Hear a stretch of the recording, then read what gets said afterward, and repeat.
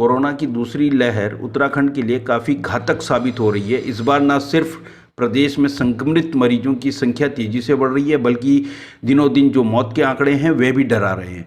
हल्द्वानी के सुशीला तिवारी हॉस्पिटल में पिछले 24 घंटे के अंदर कोरोना संक्रमित 30 मरीजों की मौत हुई है, जो अभी तक की सबसे ज़्यादा मौत है। सुशीला तिवारी अस्पताल के एमएस डॉक्टर अरुण जोशी ने बताया कि 24 घंटे के भीतर 30 संक्रमित मरीजों की मौत हुई है। जिन मरीजों की मौत हुई है वे कोरोना के साथ अन्य बीमारियों से भी ग्रसित थे। अस्पताल में अभी भी 391 कोरोना संक्रमित मरीज भर्ती हैं, जिनमें से 120 की हालत गंभीर बनी हुई है। डॉक्टरों की टीम लगातार संक्रमित मरीजों के इलाज में जुटी हुई है। हरिद्वार प्रशासन ने कोविड-19 हेल्पलाइन नंबर जारी किया है। एक व्हाट्सएप नंबर 7055007017 जारी करते हुए प्रशासन ने अपील की है, यदि आप कोरोना संक्रमित हैं तो आप इस नंबर पर उसकी जानकारी दें। आपको बता दें कि इस नंबर पर पीड़ित अपने कोरोना संक्रमित होने की जानकारी देकर प्रशासन और स्वास्थ्य विभाग से संपर्क कर सकता है, जिसके बाद प्रशासन एवं स्वास्थ्य विभाग स्वास्थ्य सुविधाएं और उपचार उपलब्ध कराएंगे। हेल्पलाइन नंबर पर आपको जानकारी देनी होगी। यदि आप घर पे आइसोलेट हैं तो घर का पता, आइसोलेशन की तिथि और मोबाइल नंबर से भी सूचित कर सकते हैं। यदि आप भर्ती हैं तो आपको अस्पताल का नाम और स्थान की जानकारी देनी होगी। साथ ही हरिद्वार प्रशासन ने पत्रकारों के लिए गाइडलाइन जारी की है।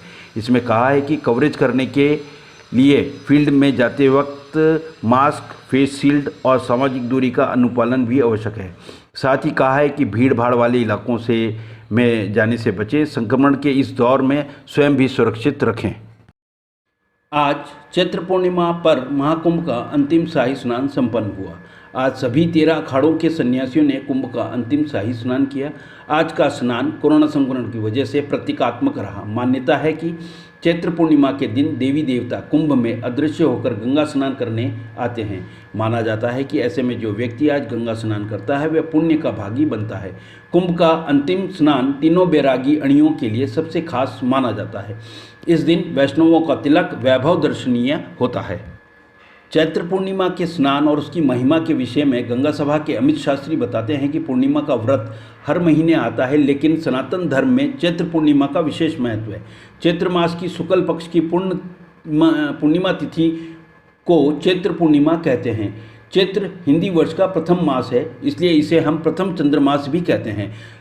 शास्त्री जी बताते हैं कि चैत्र पूर्णिमा को भाग्यशाली पूर्णिमा भी माना जाता है। धार्मिक मान्यता है कि इस दिन व्रत रखने, गंगा स्नान और पूजन करने से न सिर्फ मनोकामना की पूर्ति होती है, बल्कि भगवान की भी अपार कृपा रहती है। उस पर कुंभ पर्व का होना अपने आप पर विशेष महत्व रखता है। कोरोना संकट के बीच हरिद्वार महाकुंभ में चैत्र पूर्णिमा के मौके पर अंतिम शाही स्नान पर संतों ने कोरोना से बचाव का संदेश भी दिया।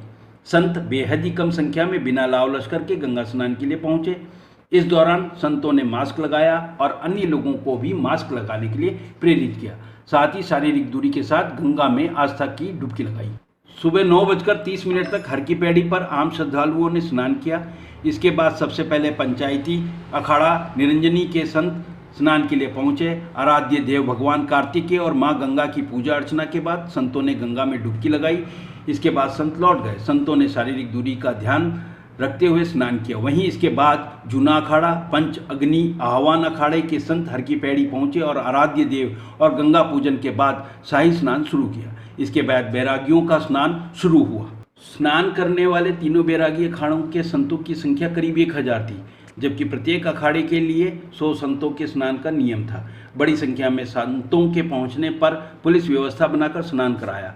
चैत्र पूर्णिमा के शाही स्नान के दौरान प्रत्येक अखाड़े से 50 से 100 संतों को ही शामिल किया गया।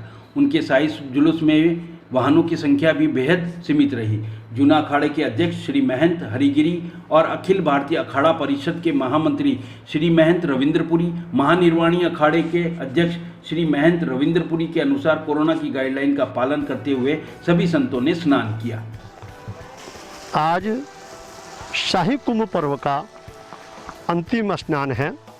वैसे तो इसका 14 अप्रैल से लेकर के और 13 मई तक विशेष महत्व बना रहेगा, किंतु जो कुंभ मेला संपन्न होने का लास्ट डेट दी गई थी आज, वो निश्चित रूप से आज कुंभ मेले का जो प्रशासनिक स्नान का है आज संपूर्ण माना जाएगा। और आज एक वास्तव में बहुत बड़ा जो आपने भी अभी बतलाया कि आज भगवान हनुमान जी की भी जन्मदिन है और आज चैत्र की पूर्णमासी भी है।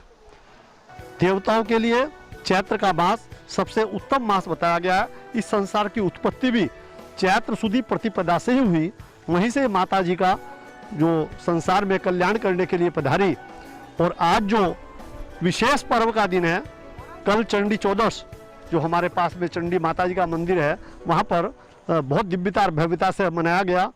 कोरोना का ध्यान रखते हुए मैं इस रूप की आज पूर्णमासी की विशेष रूप से पूरे देश को ही नहीं पूरे विश्व को इस कोरोना मुक्ति की मंगल कामना करता हूं। और आपके चैनल माध्यम से एक निवेदन भी करना चाहता हूं कि कम से कम दिन में 3 बार संपूर्ण परिवार, कोई जाति का हो, कोई धर्म का हो, कोई हो, 3 बार हनुमान चालीसा का पाठ कर ले। आप देख लीजिएगा पूरे विश्व में ये कोरोना दिन पर दिन घटता चला जाएगा और अंततः समाप्त हो जाएगा। मेरा सभी से निवेदन है दिन में 3 बार, सुबह, दोपहर और शाम को 3 बार हनुमान जी का चालीसा का पाठ करें। आप देखेंगे आपके अंदर से निगेटिवता निकल जाएगी और शारीरिक प्रवृत्ता बढ़ जाएगी। कोरोना के लिए निगेटिव हो जाओगे और निश्चित रूप से मेरा देश पूर्णतः पहले की तरह विश्व गुरु में स्थापित होगा।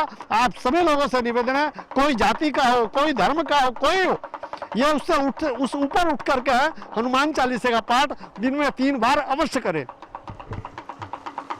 निश्चित रूप से शासन ने और विशेष करके वर्तमान में जो मुख्यमंत्री श्री तीरथ सिंह जी रावत हैं उनका हरिद्वार के लिए विशेषतः बहुत ही पॉजिटिव रोल रहा और उनके निश्चित रूप से इसके लिए मैं उनको बधाई देना चाहूँगा। प्रशासन ने भी और विशेष रूप से मुख्यमंत्री महोदय ने निश्चित रूप से कुंभ मेला पूर्ण कराने में कोई कसर नहीं छोड़ी। वो साधुवाद के पात्र हैं। हालांकि कोरोना बहुत तीव्रता से बढ़ रहा है, इसको ध्यान रखते हुए उन्होंने निश्चित रूप से साहसिक निर्णय लिया। मैं इस बात के लिए उनको साधुवाद कहता हूं और देश की जनता ने भी अधिकतर लगभग उसका अनुपालन किया। और आप देखेंगे कि निश्चित रूप से और जगह की अपेक्षा हरिद्वार में आज भी काफ़ी शांति है और आने वाला समय पूर्णतः कुंभ से कोरोना से मुक्त होकर के हम लोग पुनः पहले की तरह जीवन जिएंगे, ऐसी मेरी निश्चित रूप से माँ गंगा से प्रार्थना और आशा है। सोशल मीडिया पे और दूसरे मीडिया पे एक बात बहुत तेज़ी से फैलाई जा रही है कि कुंभ के दौरान हरिद्वार में कोरोना बम फटा। इस पर आपका क्या कहना है? नहीं, ऐसा नहीं है। आप इसकी शेष विश्व से अगर तुलना करें, विशेषकर से हमारे पश्चिम और दक्षिण भारत से, तो उसकी तुलना में बहुत कंट्रोल किया हुआ है हमारे उत्तराखंड ने। और उसमें भी हरिद्वार की सिटी में आप देखेंगे तो काफ़ी कुछ कंट्रोल है। हाँ, ये बात ज़रूर है कि इस समय पूरे विश्व में ही कोरोना बहुत ही एक चैलेंज की स्थिति में है। हम तो माँ गंगा के भक्त और माँ गंगा से निवेदन करेंगे और विशेषतर मैंने हनुमान जी के लिए आप सभी से अपील करी है, 3 बार हनुमान चालीसा का पाठ करने से हमारे शरीर में ऊर्जा बढ़ेगी, शक्ति बढ़ेगी और हमारे अंदर की जो डर है, भय है, क्योंकि इस समय डर भय ज़्यादा हो रहा है, मानसिक रूप से व्यक्ति ज़्यादा चिंतित है, वो निश्चित रूप से निकलेगा। और हमारा कोरोना के लिए आपसे पुनः एक बार निवेदन है कि हम सब दूरी का पालन जरूर करें, मास्क हर समय अवश्य पहनें, गाइडलाइन का पालन करें, अपनी निगेटिव रिपोर्ट साथ में लेकर के आएँ।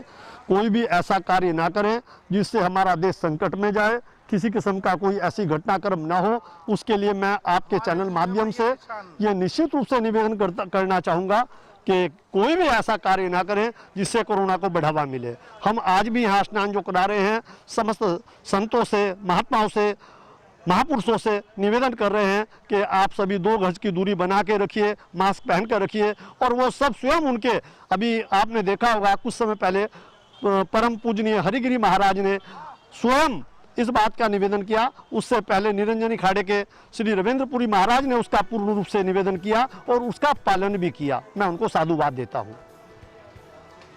आने वाले समय में जो भक्त हैं, गंगा जी के भक्त हैं या गंगा स्नान करना चाहते हैं, वो किस तिथि पे आ सकें, ऐसा कुछ बता दें आप। वर्तमान की बहुत संकटकालीन स्थिति है।